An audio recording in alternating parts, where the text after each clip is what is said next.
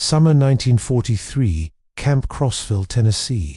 The German soldiers stared, mesmerized, at the brown liquid fizzing in the bottle. He'd never witnessed anything quite like it.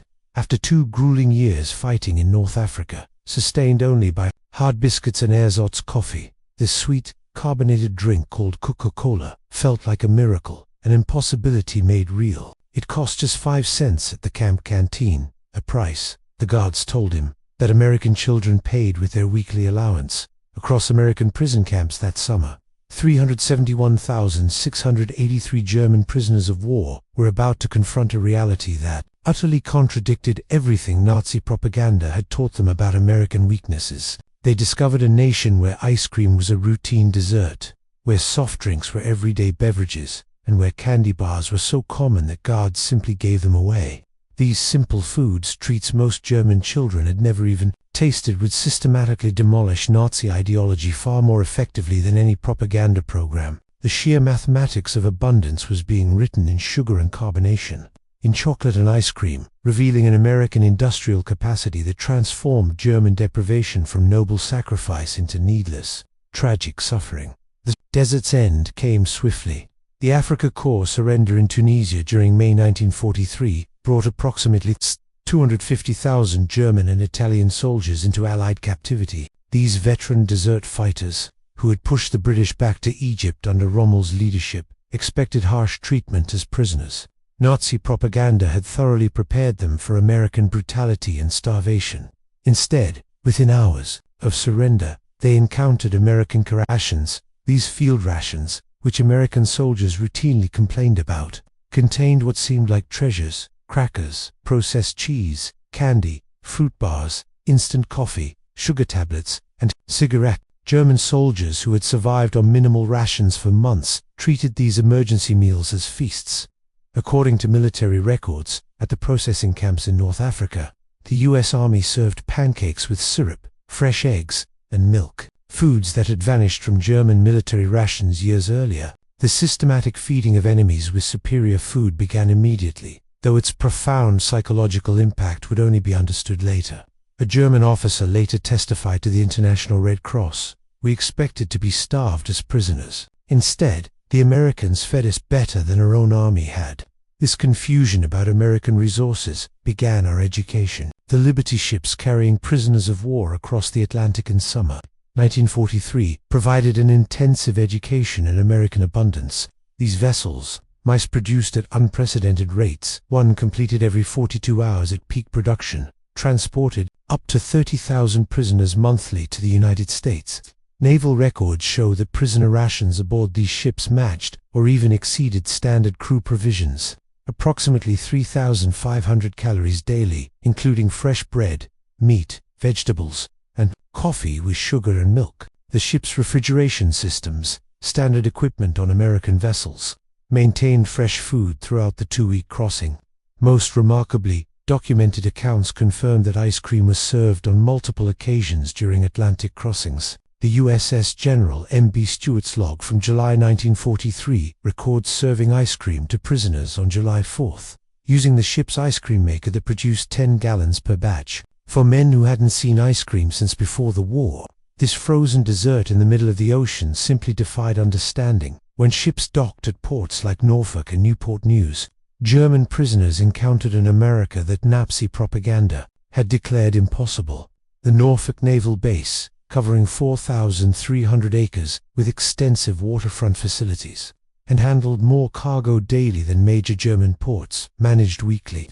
At the port exchanges, shops for dock workers, prisoners glimpsed shelves, stocked with candy bars from major manufacturers like Hershey, Mars, and Nestle. Military procurement records from 1943 show these exchanges stocked dozens of candy varieties, selling them at standard prices, 5 cents for most candy bars, the same price charged across America. The journey inland by train provided further education. Unlike the cattle cars used for transport in Europe, German prisoners traveled in comfortable passenger coaches, and the dining cars served full meals. Documented menus from July 1943 show fried chicken, vegetables, pie, and coffee. Prisoners quickly discovered this wasn't special treatment, but standard American rail service.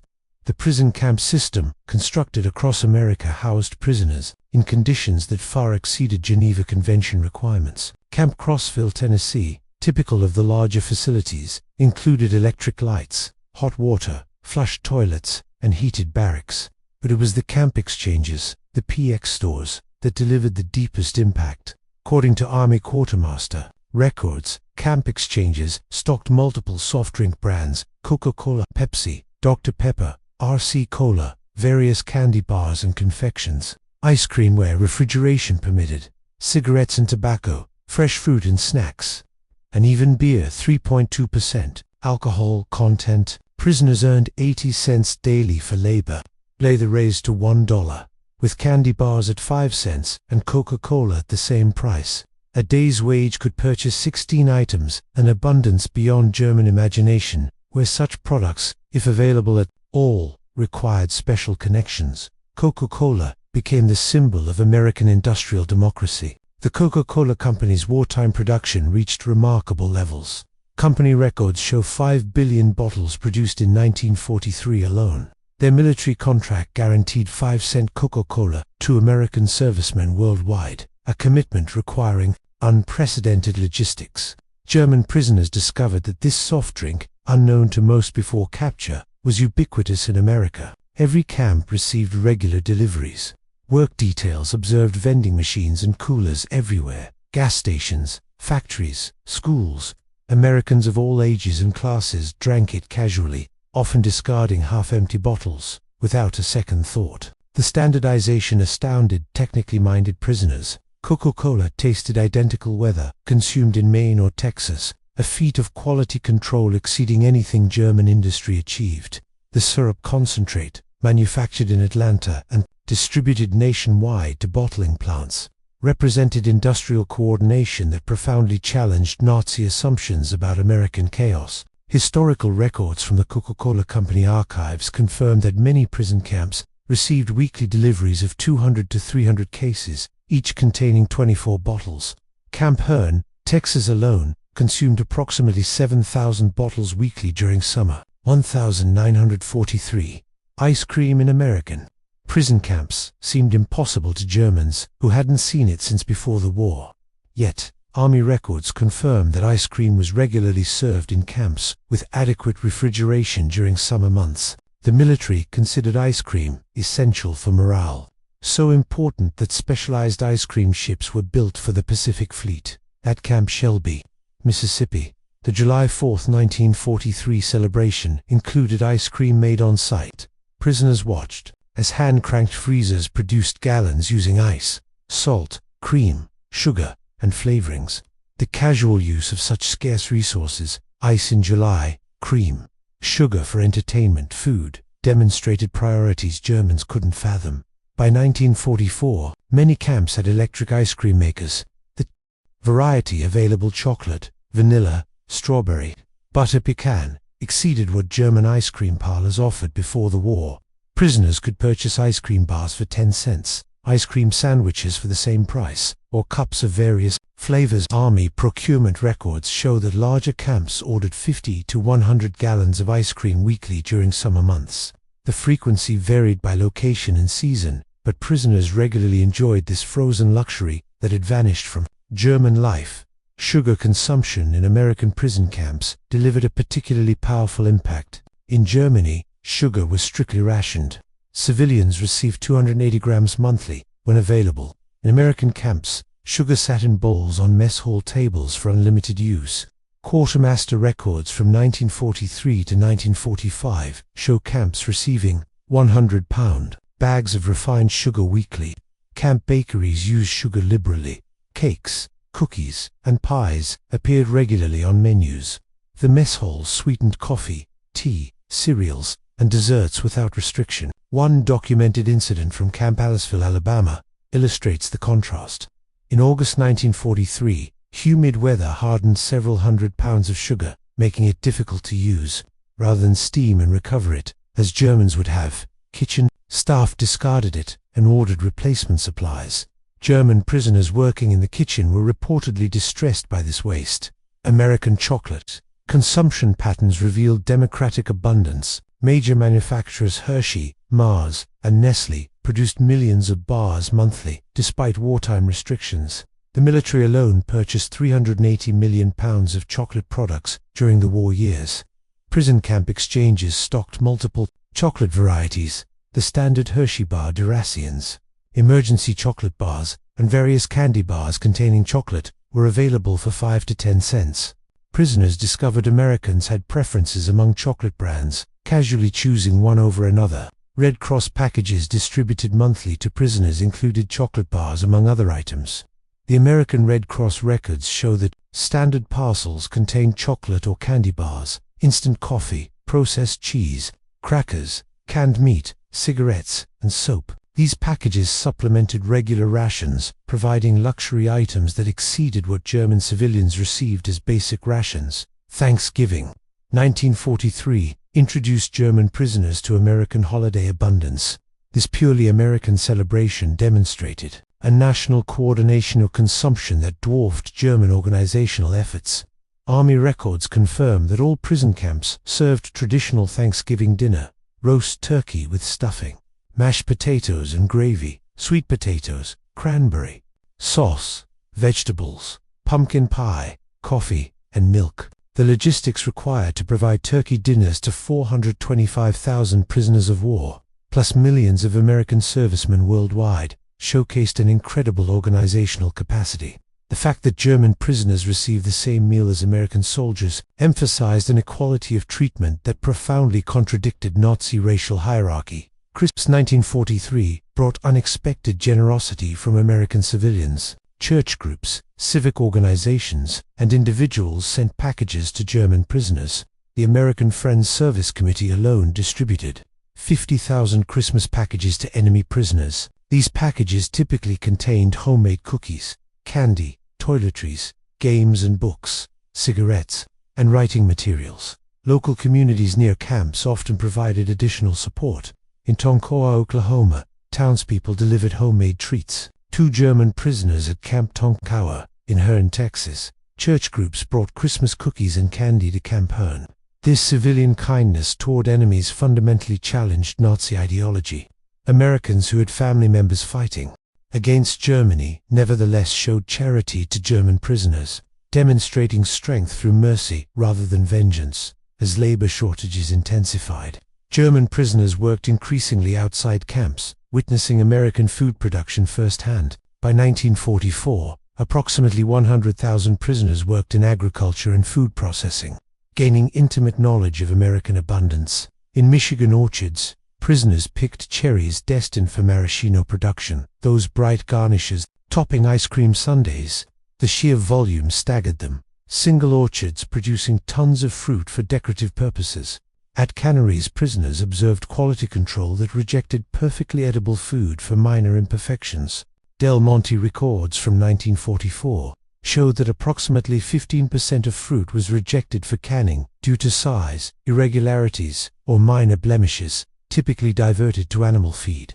Sugar beet processing in Colorado and Nebraska revealed agricultural mechanization far beyond German achievement. Fingal farms produced more sugar beets than entire German regions. Prisoners learned that American sugar production from both cane and beets reached approximately 7 million tons annually, explaining the casual abundance they witnessed. German prisoners working near schools witnessed early versions of organized school lunch programs. Children received hot lunches, including milk, protein, and vegetables. While the National School Lunch Act would formalize this in 1946, precedent programs operated during the war. The milk program particularly impressed German observers. Many schools provided fresh milk to children daily. The logistics of daily delivery to thousands of schools demonstrated an organizational capacity that Germany couldn't achieve for military supplies. Some school cafeterias even offered ice cream for additional purchase.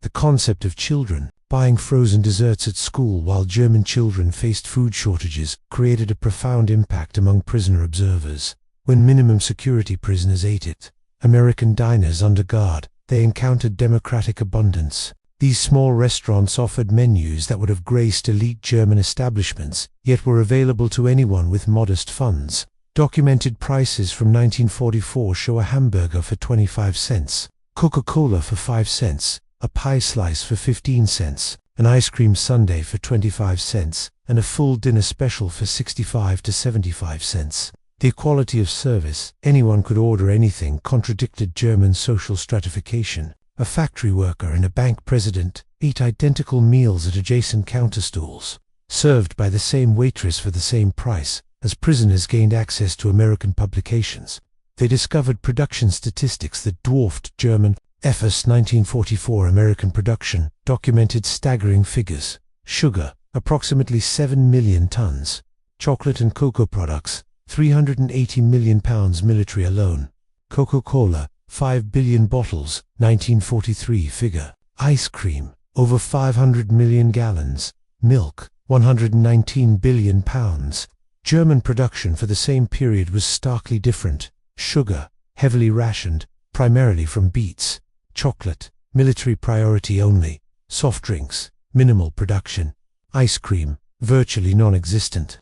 Milk, severely rationed. These numbers, published openly in American media, demonstrated that America's wartime production exceeded Germany's peacetime peaks. By late 1944, German prisoners of war were sending food packages to Germany rather than receiving them. Using camp wages, prisoners purchased American products to mail home. Chocolate bars, instant coffee, canned goods. International Red Cross records confirmed this reversal. German prisoners in America sent approximately 11 million parcels to Germany during their captivity, most containing food items. The impact on German families receiving American abundance from imprisoned relatives, while they themselves faced starvation in freedom, profoundly undermined Nazi ideology. American rationing, implemented during the war, further revealed the gulf between societies. Americans complained about sugar rationing of £2 monthly per person, more than triple the German allowance, when available. American meat rationing at 28 ounces weekly per person exceeded what Germans received monthly. Even rationed, Americans maintained consumption levels Germans considered impossible luxuries. The Office of Price Administration records show Americans purchased 74 pounds of sugar per capita in 1944, despite rationing, 10 times German consumption. Beyond Coca-Cola, prisoners discovered America's expansive soft drink industry. Pepsi, Dr. Pepper, RC Cola, Orange Crush, and numerous regional brands competed nationwide. The sheer variety itself, multiple companies producing similar products, demonstrated a market. Abundance impossible under Germany's controlled economy. Bottling plants operated in every major city. The technology for carbonation, bottling, capping, and labeling was standardized and efficient. Single plants produced millions of bottles annually. The distribution network reached every small town, gas station, and grocery store. American soft drink production reached billions of bottles annually. By war's end, dozens of bottles per American citizen yearly. This single industry's output exceeded entire sectors of German consumer production. Spring 1945 brought the final, crushing blow. As American forces advanced through Germany, German prisoners in America watched newsreels of GIs distributing chocolate and gum to German children. These children's joy at receiving American candy, which their own government couldn't provide, completed the ideological demolition. The contrast was stark. American soldiers advancing through enemy territory carried enough candy to give away, while the German state that promised triumph delivered starvation. Films of concentration camp liberations showed American troops sharing rations with skeletal survivors, demonstrating humanity toward victims of the regime German soldiers had served. Between 1945 and 1946, German prisoners of war returned to a destroyed homeland. Many prisoners had gained significant weight in American captivity, while their families had lost weight to starvation in German freedom. They brought knowledge of abundance to a land of absolute scarcity. Medical examinations showed German prisoners generally returned healthier than when captured, while their families were weakened by deprivation. This physical evidence of American plenty versus German deprivation was undeniable. Many prisoners brought final Red Cross packages home, chocolate, coffee, and canned goods that became family treasures. Children who had forgotten Tice received Hershey bars from fathers who had eaten ice cream regularly in prison camps. Former prisoners of war became unexpected advocates for the Marshall Plan. They had witnessed an American abundance that wasn't zero-sum prosperity, achieved through production rather than conquest. Their testimony that Americans could afford to rebuild enemies influenced German acceptance of American aid. These men understood that American power came from productive capacity, not extraction. They had seen a society wealthy enough to waste food while fighting a global war. This mental model creation rather than conquest shaped West Germany's economic approach. The German economic miracle of the 1950s was partially built on knowledge gained in American prison camps. Former prisoners who had witnessed American production methods, distribution systems, and consumer abundance applied these lessons to German reconstruction. They had learned that mass production could make luxuries affordable, that standardization enabled quality and efficiency, and that consumer abundance created political stability.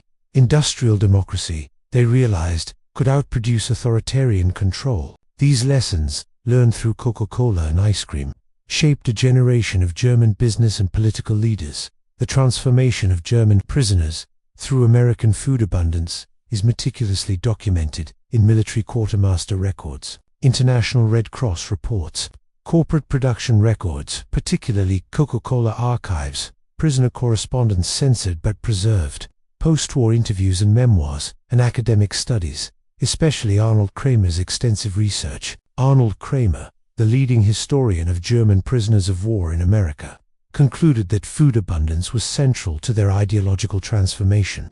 His research confirmed that casual American plenty accomplished what formal re-education programs couldn't: the complete demolition of Nazi superiority myths. The statistical summary tells an irrefutable story. For average prisoner consumption from 1943 to 1946, daily calories 3,300 to 3,600, sugar 4 pounds monthly available, meat 32 ounces weekly, milk 1 quart daily available, ice cream served regularly during summer, soft drinks unlimited at 5 cents each. German civilian rations for the same period, daily calories 1,200 to 1,500, sugar 280 grams monthly when available, meat 10.5 ounces weekly, often unavailable, milk severely rationed, ice cream non-existent, soft drinks none available. These disparities weren't propaganda but documented reality. Enemy prisoners ate better than German civilians, proving American abundance extended even to defeated foes. The prisoner experience with American food culture profoundly influenced post-war Germany. Coca-Cola returned to West Germany in 1949, becoming a symbol of the American alliance. Ice cream parlors, modeling American soda fountains, appeared in German cities. Candy bars and chewing gum became symbols of recovery. Former prisoners of war often became importers of American food products, understanding their appeal from personal experience. They knew these products represented more than just taste. They symbolized abundance, democracy, and modernity.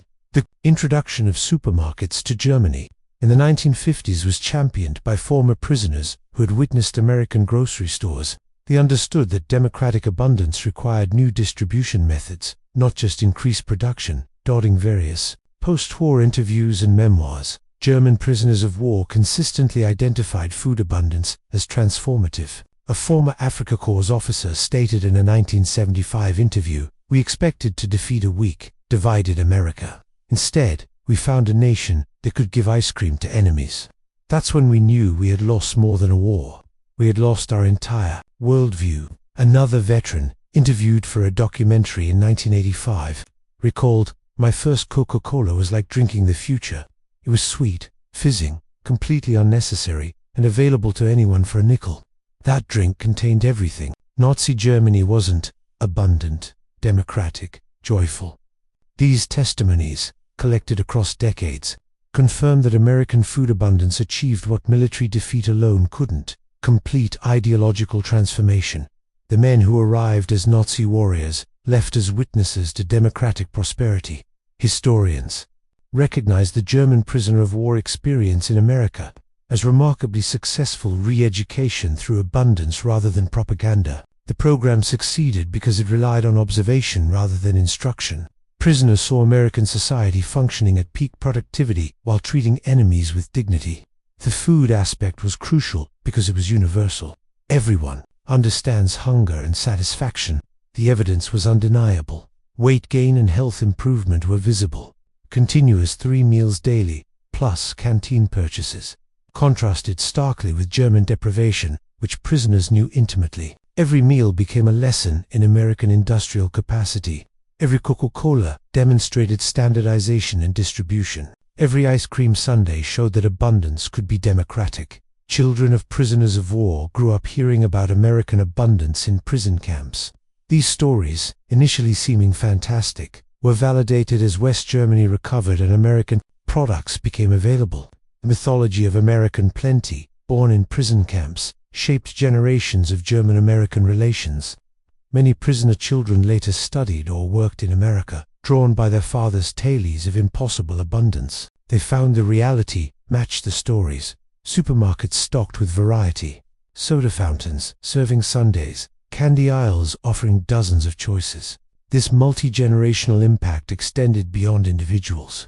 West German business culture absorbed lessons about consumer abundance, quality standardization, and democratic markets. The economic miracle wasn't just about production, but about creating abundance for ordinary citizens. Today, McDonald's operates over 1,400 restaurants in Germany. Coca-Cola is ubiquitous. Ice cream is ordinary. The transformation from scarcity to abundance, initiated in American prison camps, is complete. Yet, the historical lesson remains powerful. Ideological transformation through abundance rather than deprivation. Kindness rather than cruelty. Demonstration rather than propaganda. The German prisoners of war who couldn't believe ice cream and Coca-Cola existed in American prison camps witnessed democracy's ultimate weapon, the ability to create such abundance that it could be casually shared with enemies. The story of German prisoners of war and American food abundance represents history's most unusual victory. A war won through generosity, an ideology defeated by ice cream, a worldview shattered by soft drinks. These men experienced transformation not through punishment but through plenty. They arrived believing in German superiority and American weaknesses. They left understanding that American strength came from a productive capacity so vast it could waste resources without concern. The society that could give Coca-Cola to prisoners for 5 cents possessed power beyond military might. The ice cream sundae, with its layers of excess ice cream, syrup, whipped cream, nuts, a cherry became a metaphor for American abundance. Each component alone exceeded German dreams. Combined, they represented impossible luxury made routine. That enemies could order seconds, while German children faced hunger, revealed the totality of Nazi failure. Former prisoners often recalled specific moments of revelation. The first Coca-Cola's fizz, the first spoonful of ice cream, the first bite of a Hershey bar. These sensory memories carried more power than any argument. They had tasted democracy, and it was sweet. The transformation was complete and irrevocable. Men who had marched for the Third Reich returned as apostles of abundance, carrying the revolutionary message that prosperity came from freedom, not conquest. They had learned that America's secret weapon wasn't military might, but the ability to give ice cream to enemies. In the end, the bottles of Coca-Cola and dishes of ice cream, served in American prison camps, achieved what armies could only attempt, a complete transformation of enemy hearts and minds. The German prisoners who couldn't believe such abundance existed became its greatest witnesses, carrying home the truth that democracy tasted like chocolate and freedom fizzed like carbonation.